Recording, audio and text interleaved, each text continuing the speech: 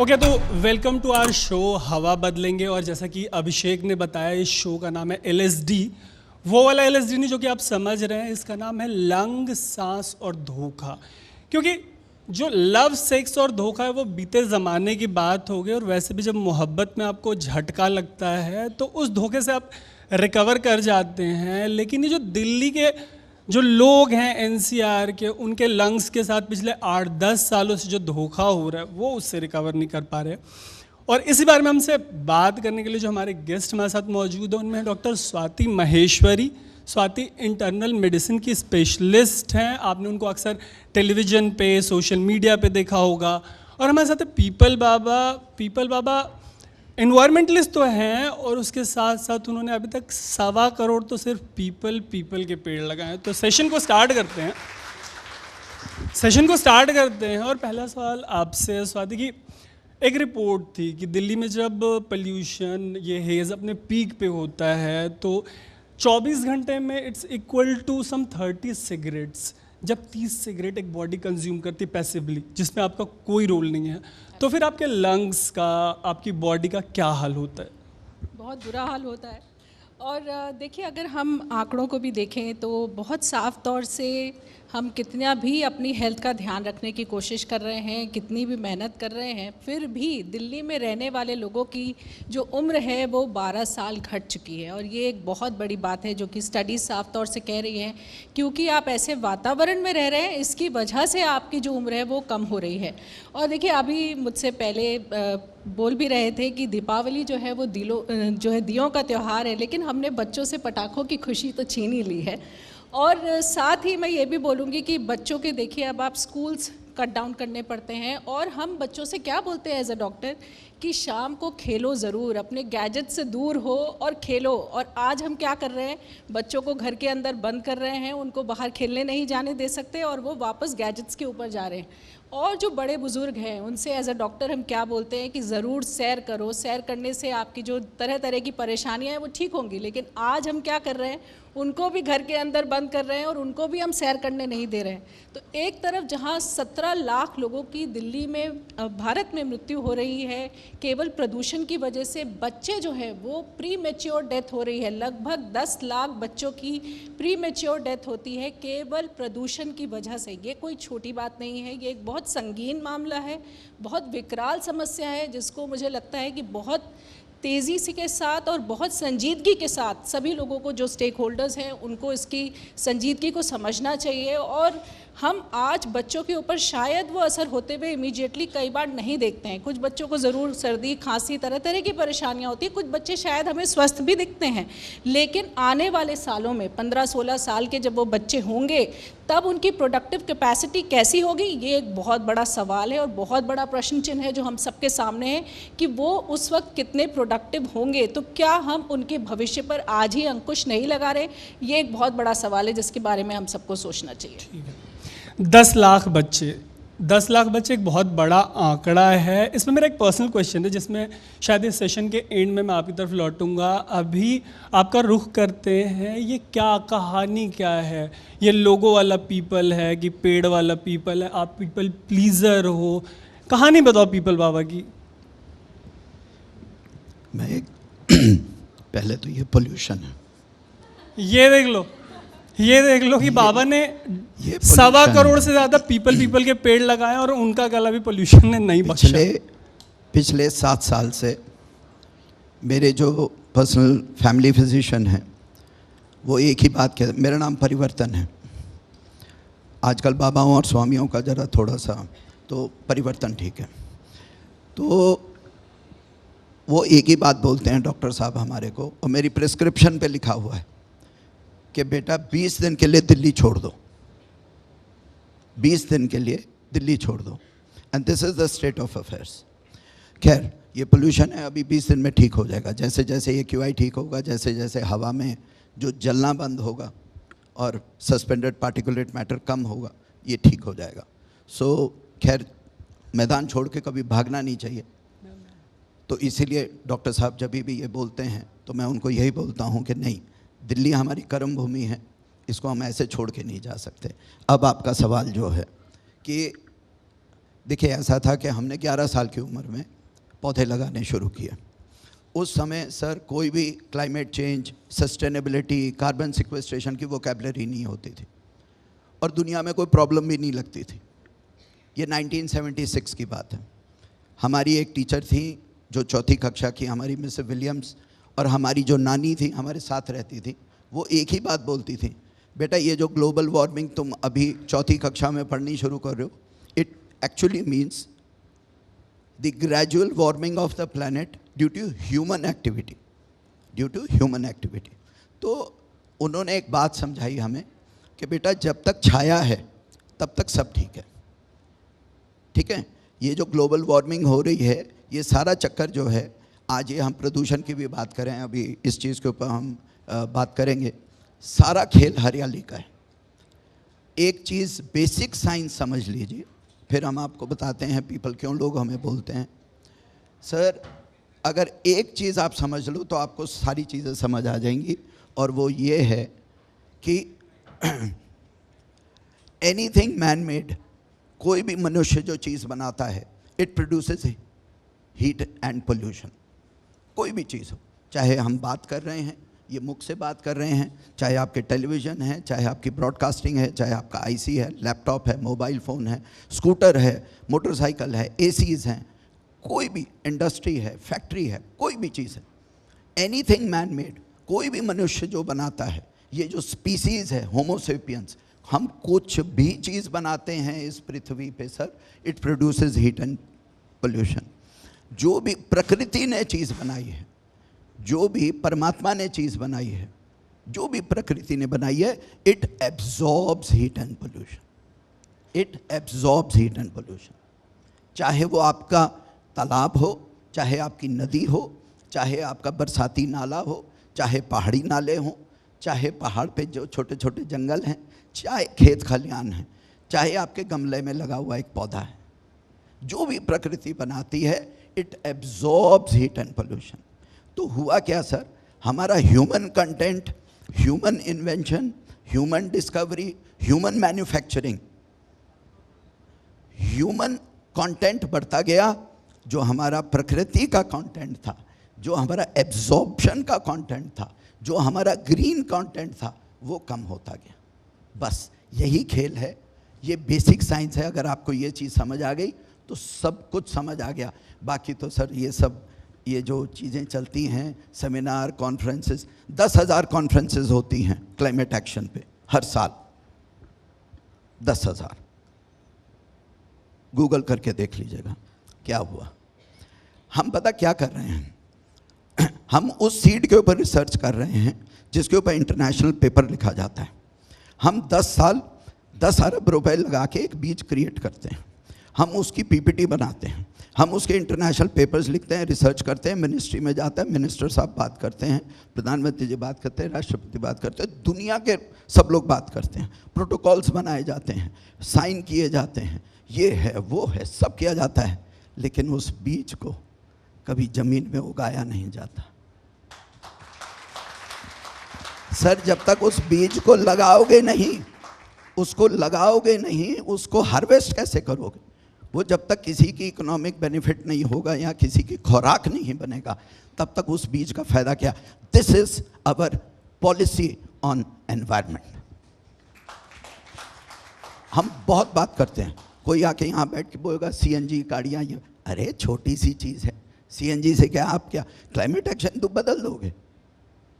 आप क्या एक छोटा मोटा बायोफ्यूल पॉलिसी लेके इससे कर दोगे? अरे भाई साहब, जो असली स्पॉन्ज है वो तो आपके जंगल हैं, आपका फॉरेस्ट है, आपके परमानेंट ग्रीन्स हैं। परमानेंट ग्रीन, ये याद रखिए, शब्द रखिए, परमानेंट ग्रीन्स है। भूटान ने करके दिखाया, कॉन्स्टिट्यूशन में उन्होंने लिखा कि 60% हम अपना परमानेंट फॉरेस्ट रखेंगे, उन्होंने 72% करके दिखाया। 67% आपका वहाँ पर है, जापान में है। मैं स्कैंडिनेवियन कंट्रीज़ में बहुत घूमा हूँ, साइकिल पे घूमा हूँ। I have toured more than 20 countries in Europe. मैं आपको बता रहा हूँ, you know why they are so healthy and why they are so progressive and why they are so nice, because उनका ग्रीन कंटेंट जो है वो 60% प्लस है।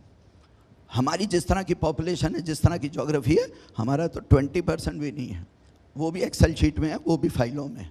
यहीं पे एक सवाल आता है कि आप भूटान का जब एग्जाम्पल दे रहे हैं और साथ में आपका गला, आप सोचिए इतने पेड़ लगाए फिर भी ये जो पोल्यूशन उसने आपको नहीं बख्शा, आपके गले तक पहुंच गया। तो यहाँ पे एक सवाल ये है कि आपके डॉक्टर का प्रिस्क्रिप्शन है कि 20 दिन के लिए दिल्ली छोड़ दो। भूटान में अगर किसी शहर को लेकर ऐसा प्रिस्क्रिप्शन रहता तो आबादी इतनी कम है कि लोग शिफ्ट हो जाते हैं एक जगह से दूसरी जगह। लेकिन दिल्ली में 2 करोड़ से ज़्यादा लोग हैं, वो बोले तो बोले क्या, करे तो करे क्या? हाँ, तो हम तो ये कह नहीं रहे कि मैदान छोड़ के भागो, हम तो कह ही नहीं रहे, हम तो खुद बैठे हुए हैं यहाँ पर। मैं तो आपको एक बात बता रहा हूँ कि देखो ऐसे होता है। अच्छा, मैं समझता हूँ चांद पे जाने से बेहतर है कि अपने शहर की हवा ठीक कर लो। हम कितनी बड़ी बड़ी सोचते हैं। द प्रॉब्लम हमारी आज की ये है कि हम इतनी ऊंची सोच रखते हैं कि जो हमारे सामने चीज़ है हम उसको नहीं करते, हम उसको नहीं कर रहे। अगर ठीक है, देखिए सरकारें पॉलिसीज़ बनाती हैं, ज़रूरी है, गवर्नमेंट अपनी तरफ से काम ठीक कर रही है, चाहे वो फ्यूल की पॉलिसी हो, ट्रांसपोर्ट की पॉलिसी हो, चाहे वो जो भी चीज़ें हैं। मुझे मालूम नहीं, क्योंकि मैं सरकार के साथ ज़्यादा काम करता नहीं। हम तो जो है पीपल्स मूवमेंट चलाते हैं पिछले 46 साल से। अब आपका मैं वो बोला, आई एम सो सॉरी, मेरे को ये लगा कि ये प्लेटफॉर्म है, ये समय है, लोग बैठे हैं, मुझे ये चीज़ शेयर करनी चाहिए अबाउट एनवायरनमेंट, तो इसलिए मैंने आपसे शेयर किया। ये जो आप पीपल वाली जो बात कर रहे हैं सर, ऐसा था कि जब हमने 11 साल की काम शुरू किया तो नानी ने कहा कि जो सबसे ज़्यादा आयु वाला वृक्ष है वो लगाओ, क्योंकि इसको कोई नहीं लगाता, सब लोग डरते हैं, सबको डर लगता है। उनको लगता है कि पीपल जो है उसके ऊपर भूत रहता है, उस पर चुड़ैल रहती है। इमली का मत लगाओ क्योंकि चुड़ैल रहती है। बरगद का मत लगाओ, उस पर यक्ष रहते हैं। गूगल का मत, वो एक होता है गुलर का पेड़, उसको मत लगाओ, उसमें ऐसे ऐसे होता है। और पीपल तो डेफिनेटली मत लगाओ क्योंकि इनऑस्पिशियस होता है, पीपल पे भूत रहता है। तो हम एक गुरुकुल में पढ़ते थे, इसीलिए हेंस माय नेम स्वामी प्रेम परिवर्तन। इलाहाबाद में नारायणी आश्रम आप लोगों ने सुना होगा, गंगा जी के तट पे हम लोग फाफामऊ एरिया में, वहाँ हम 2 साल गुरुकुल में पढ़े। तो हमारे आचार्य जी भी हमको यही बोला करते थे कि जो अगर पीपल का वृक्ष जो है, जैसे भगवत गीता, अपना गीता में भी कृष्ण भगवान ने यही बोला है कि मैं सब वृक्षों में पीपल हूँ। People is a micro forest in itself, वो एक माइक्रो इकोसिस्टम है। उसमें 140 प्रकार के पक्षी आते हैं। उसके फिग जो होता है उसके अंदर वॉस्प्स होते हैं। उसका जो फिग होता है, फ्रूटिंग ट्री है, उसको बंदर, स्क्विरल सब खाते हैं। जितना डिस्पर्सल होता है, एक पीपल वृक्ष लगाने से आप एक जंगल की उत्पत्ति करते हैं।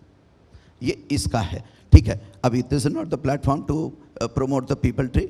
हमने 1,27,00,000 पीपल लगाए सितंबर 2010 तक। जब 2010 तक हमने ये किया तो कुछ ऐसी चीज़ें हुई कि बहुत लोग हमारे साथ जुड़े। जब हमें पहला नेशनल अवार्ड मिला, आज हम लोगों ने कम से कम 1200 जंगल लगाए हैं पूरे हिंदुस्तान में, 1200। आर्मी के लिए मेजर काम किया। और सर सबसे बड़ा आपको मैं एग्जांपल देता हूँ, आप कैंटोनमेंट एरिया चलिए, 53 कैंटोनमेंट में से 39 हमने किए हैं। मैं पिछले 46 साल से काम कर रहा हूँ। मेरे फादर ब्रिगेडियर रिटायर हुए, 2 साल की पोस्टिंग रही। हम पूरा हिंदुस्तान घूमा, नॉर्थ ईस्ट में काम किया, गुजरात में काम किया, जम्मू में काम किया, जम्मू कश्मीर में 37 फॉरेस्ट लगाए, मध्य प्रदेश, राजस्थान और साउथ में काम किया। आप एक कैंटोनमेंट एरिया को एक पायलट प्रोजेक्ट की तरह देखिए। आप एक कैंटोनमेंट में जाते हैं तो क्या होता है, आपको ठंडक लगती है, 2.5 डिग्री सेंटीग्रेड टेम्परेचर आपको कम नज़र आता है। कहीं बारिश होती है ना, कैंटोनमेंट में बारिश ज़रूर होती है। वहाँ पर आपको छाया मिलती है, सुकून मिलता है, वनस्पति चेतना वहाँ चरम सीमा पे होती है। ये हमारी मनुष्य चेतना है। ये हम एक स्पीशीज़ हैं, 12 मिलियन स्पीशीज़ हैं पूरे पृथ्वी के ऊपर। लेकिन हम, प्रॉब्लम ये है कि पूरी लीडरशिप है, ग्लोबल लीडरशिप, हम सारी प्लानिंग जो है वो होमो सेपियंस के लिए करते हैं। जब तक आप बायोडाइवर्सिटी के लिए काम नहीं करेंगे, जब तक आप अपने बाकी प्रजातियों के लिए काम नहीं करेंगे, सर ये वाली चीज़ें हैं, ये चीज़ें चलती रहेंगी। ये कारगर साबित नहीं हो रही। मतलब आप जो बोल रहे थे कि पीपीटी बनाने वाले बुरा मान जाएंगे, मतलब बाकी जो डिपार्टमेंट्स हमारे, उनको लगेगा कि आप कह रहे हैं कि जो पीपीटी बनाते हैं वो काम नहीं करते। आप बोल रहे हैं ना कि पीपीटी बनाते हैं लेकिन वो बीज आ नहीं रहा, रोपा नहीं जा रहा और पेड़ में तब्दील नहीं हो रहा।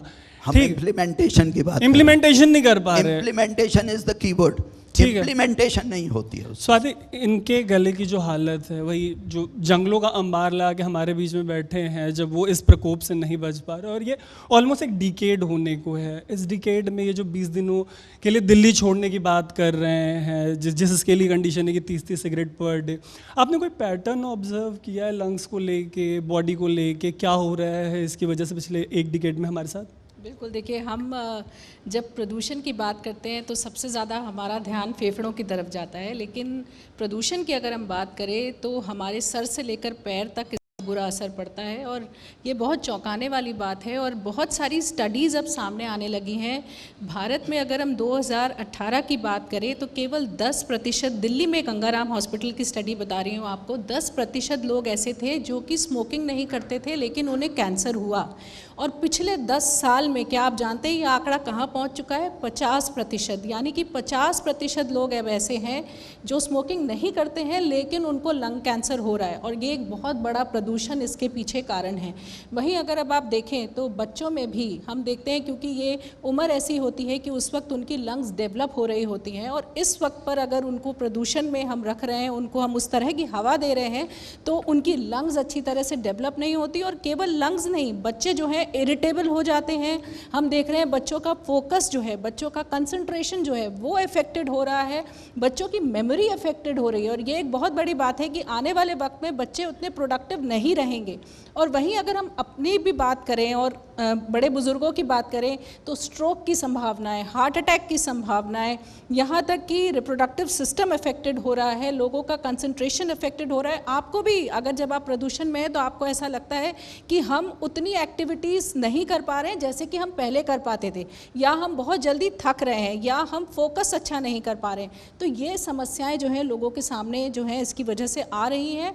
और अब नवजात शिशु के अंदर भी देखा गया है कि अगर महिला प्रदूषण में रहती है तो नवजात शिशु के भी लंग्स में, ब्रेन में, लिवर में जो है कार्बन पार्टिकल्स मिले, ये एक बहुत बड़ी बात है। ठीक है। एक्चुअली समय थोड़ा लिमिटेड है हमारे पास, तो हम क्विक रिस्पॉन्सेज के टुवर्ड्स बढ़ेंगे। इसमें एक बहुत जो इम्पॉर्टेंट क्वेश्चन बन जाता है कि जैसे मैं जर्नलिस्ट हूँ, ये डॉक्टर है, आप सोशल एक्टिविस्ट है, बड़े बड़े चेंजेस की बातें करते हैं, दुनिया बदल देंगे, संसार बदल देंगे। नेशनल कैपिटल है NCR, एक डिकेड होने को, और यहाँ पे लोग सांस नहीं ले पा रहे। जो सबसे इम्पॉर्टेंट क्वेश्चन है वो ये है कि यहाँ तक पहुँचे कैसे और आगे का रास्ता क्या है? क्विक रिस्पॉन्सेज पहले।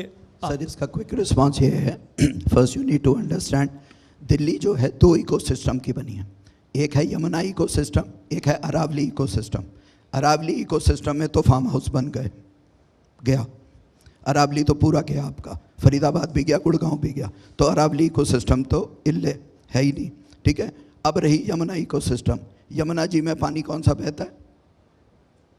आप मयूर विहार चले जाइए, वहाँ पॉन्टून ब्रिज है, वहाँ पर जाके अपना हाथ डालिए, आप हाथ बाहर निकालिए, ये पूरा काला होगा। तो ना यमुना इकोसिस्टम बचा, ना अरावली इकोसिस्टम बचा।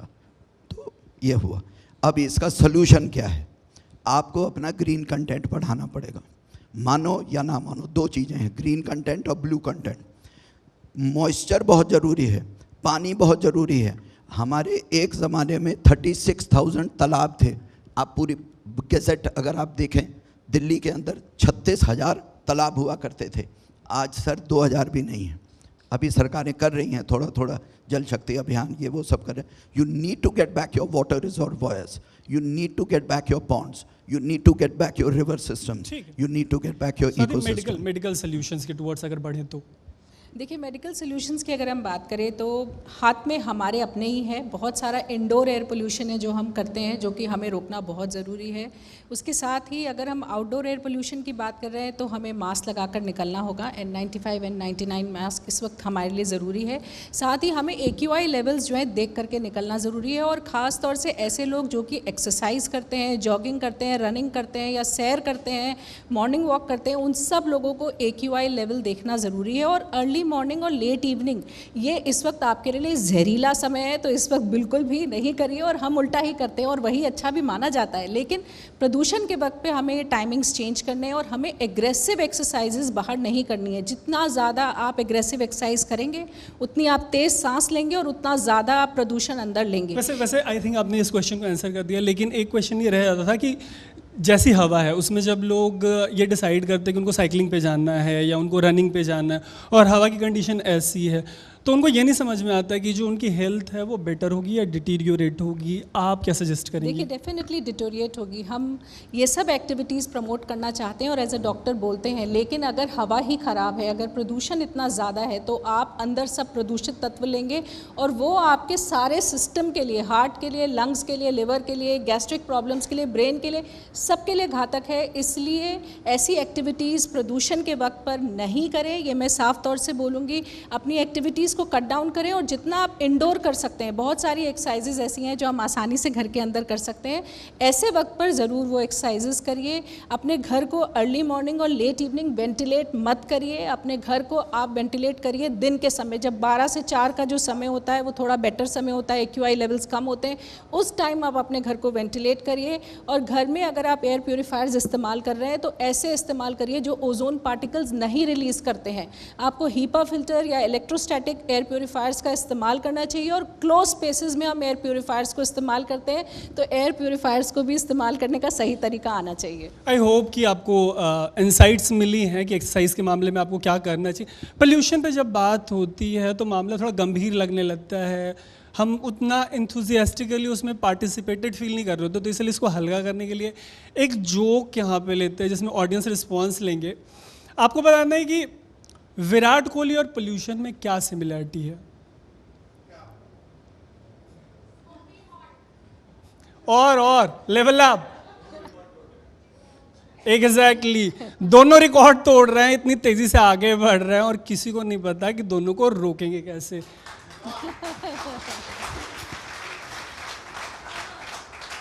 बाबा, अगर पॉलिसी मेकर्स को आपको सजेशंस देने हो, अल्टीमेटली ठीक है कि जनता का पूरा सहयोग चाहिए बड़ी सारी चीज़ों में, लेकिन पॉलिसी मेकर्स को अगर आप सजेस्ट करना चाहें क्विक, अगर 5 पॉइंट्स की अगर आप ये इंप्लीमेंट कर दे तो सूरत बदल जाएगी, तस्वीर बदल जाएगी। मैं वही कहूँगा जो डॉक्टर साहब ने कहा। I am son of a doctor, मेरे फादर ब्रिगेडियर रिटायर्ड है, FMC हेड करते थे। एक ही बात कहूँगा, इसको सर इस तरह थर्ड पार्टी करके बात मत करो। हम पर्यावरण को ठीक करेंगे, हम हवा को ठीक करेंगे, उसको करेंगे। आप इसको हेल्थ इशू मान के करो। इसमें आपका सर्वाइवल इन्वॉल्व है। हिमालय का क्या होगा वो देख लेंगे, 5000 साल बाद क्या होगा। सर अगले 5 साल में आपका क्या होगा उसके बारे में सोचो। ये हेल्थ इशू है। आप कवरेज देते हैं इजराइल गाजा वॉर को, कितने मरे? सिर्फ 12000। मैडम कितना बोला आपने? 10 लाख। इसको कवरेज दो। आप बात करते हो यूक्रेन वॉर की, आप बात करते हैं यूक्रेन वॉर की, कितने लोग मरे? 6000 लोग। ठीक है, कल प्यूटिन साहब ने कहा 70,000 लोग, आपने क्या कहा? 10 लाख लोग। और हम सारा अपना एयर टाइम जो है उनको कवर करने में लगा रहे हैं। अरे जाओ अभी जाके देखिए, मेरे दो दोस्त अभी मरे हैं all India institute of respiratory ward के अंदर, वहाँ जाके कवरेज कीजिए ना। और जो हम लोग एक्सपर्ट्स को बिठा के सारी बात क्यों करते हैं? आप जो कॉरपोरेटर, MLA और MP है उनको बिठाइए, उनसे क्वेश्चन पूछिए। उनको तो आप ब्रह्मा विष्णु महेश बता देते हो हैं। उनको मामला बहुत गंभीर है। हम इसको जब तक आप लोग कवर नहीं करोगे as a survival issue, as a health issue, तब तक सर ये काम नहीं होगा। आप ये थर्ड पार्टी की तरह बात मत किया करो। हवा ठीक करनी है, हिमालय ठीक करना है, पैसिफिक ओशन ठीक करना है, अंटार्कटिका इशू करना है, उसको करना। अरे भाई ये हम हैं, प्रकृति कुछ नहीं है, ये हम हैं। इकोसिस्टम बाहर नहीं है, हम हैं। वास्तु बाहर नहीं है। तो जल्दी से एक क्विक सेशन कर लेते हैं क्योंकि हम इस इशू को लेके बहुत कमिटेड हैं, हम इसको बहुत सीरियसली लेते हैं। जो बातें ये कह रहे हैं कि मीडिया की एक बहुत बड़ी रिस्पॉन्सिबिलिटी है, उसी को समझते हुए हमने इस तरीके का एक सेशन ऑर्गेनाइज किया। लेकिन अगेन पोल्यूशन की जब बात होती है तो लोग उतने ज़्यादा इन्वॉल्व नहीं रहते, तो इसको थोड़ा सा जाते जाते एक और हमारा मिथ वर्सेस रियलिटी का राउंड है रैपिड फायर का। तो सबसे पहले क्विकली आपके साथ कर लेते हैं, आपको बताना ट्रू या फॉल्स में से, ठीक है? अभी जब पीक हुआ था पोल्यूशन तो आर्टिफिशियल रेन की बात हुई थी, आप बताना ट्रू या फॉल्स, आर्टिफिशियल रेन करवाएं तो इंद्र भगवान नाराज हो जाएंगे? बाबा टाइम नहीं वो रैप करने के लिए थोड़ा। भैया हर बात पे इंद्र भगवान को क्यों बीच में ले आते हो, हमारा इशू। हाँ वैसे अच्छा ट्रू और फॉल्स बोलना है? हाँ नहीं नहीं, ये नाराज नहीं आर्टिफिशियल होंगे। रेन से ठीक कुछ है, नहीं होने वाला। करवा लो। False false. एक अगला क्वेश्चन क्विक है बाबा कि अगर आप सीड निकाल लेते, बीज निकाल लेते तो पेट में ना पेड़ उगाता है ये? फॉल्स। ये भी फॉल्स है? क्या क्या फैला रखा है इंटरनेट पे। अच्छा जैसे ट्रांस राइट्स के लिए कई लोगों का ऐसा मानना है कि ट्रांस होना ज़रूरी है, ऐसे ही मतलब एक मत ये है कि आपको ना इन्वायरमेंट पे बात करने के लिए आपको पेड़ होना ज़रूरी है। नहीं नहीं ऐसा कुछ नहीं। बगैर पेड़ हुए बात कर सकते हैं इन्वायरमेंट पे? ठीक है। और एक लास्ट है कि इंडोर प्लांट अगर है उसको बाहर रख दो तो वो ऑक्सीजन देना बंद कर देता है। परमात्मा ने कभी इंडोर प्लांट नहीं बनाया, परमात्मा प्लांट ने को सिर्फ indoor पौधा लेके बनाया, आए। तो ये भी वो फॉल्स है। हमने उसको अंदर रखा। हो गया इस अब स्वाति के साथ quick wrap up round. Swati ऐसा है कि ज़्यादा मीठा खाने से आदमी स्वीट हो जाता है? काश ऐसा होता, पर स्वीट तो नहीं, डायबिटीज़ ज़रूर हो जाती है। ऐसा है कि अगर ये इस पोल्यूशन में उनका गला ख़राब है तो गोलगप्पा खाने से ये ठीक हो जाएगा? बिल्कुल भी नहीं, और ऐसे में हमें और भी ज़्यादा मेरे ख्याल से जो हम काढ़े की बात करते हैं उसकी ज़रूरत होती है, क्योंकि वो हमें ज़रूर आराम देता है। ठीक है। ऐसा भी ये भी फैला रखा है कि चाय पीने से रंग फीका पड़ जाता है। लंग भी फीका नहीं पड़ता और शरीर भी काला नहीं होता, जैसा कि अक्सर हम सुनते हैं। चाय हमारे लिए अच्छी होती है, बहुत सारी नई स्टडीज़ आई हैं जो कहती हैं कि चाय पीनी चाहिए। ऐसा कुछ हो रहा है कि दूध पीने से रंग जो है वो मतलब फीका नहीं हो रहा, अदर डायरेक्शन में जा रहा है? देखिए दूध भी बहुत अच्छी चीज़ होती है, इसमें कैल्शियम भरपूर होता है, प्रोटीन्स भी बहुत होते हैं, तो इसलिए जो लोग भी दूध छोड़ चुके हैं या दूध नहीं पीते हैं ज़रूर पिए और बच्चों को ज़रूर पिलाएं। ठीक है। और ये इंटरनेट पे फैला रखा है कि टमाटर खाने से चीक्स रोजी हो जाते हैं। देखिए हो सकता है कि ऐसा होता हो। देखिए टमाटर डेफिनेटली अच्छी चीज़ है, और मैं ये बोलती हूँ कि जितने भी हमारे मौसमी फल और सब्जियाँ आते हैं उनको ज़रूर सेवन करना चाहिए, वो हमारे लिए दी बेस्ट होते हैं। तो एग्जॉटिक फ्रूट्स और वेजिटेबल्स को मत ढूंढिए, जो आ रहा है इस वक्त वो खाइए। ये लास्ट जाते जाते कि एप्पल देख के डॉक्टर्स की रूह कांप जाती है ये भी प्लीज मत। देखिए है ये फॉल्स है? एप्पल देख के डॉक्टर्स भी खुश होते हैं, क्योंकि सेहत रहना उनके लिए भी ज़रूरी है। ठीक है गाइस, तो उम्मीद है कि इंसाइटफुल सेशन रहा होगा। हमारे साथ पीपल बाबा थे, स्वाति थी, हमने दोनों एस्पेक्ट्स कवर किए, और ये जो सेशन है लंग, सांस और धोखा, इसको यहीं पे समाप्त करते हैं।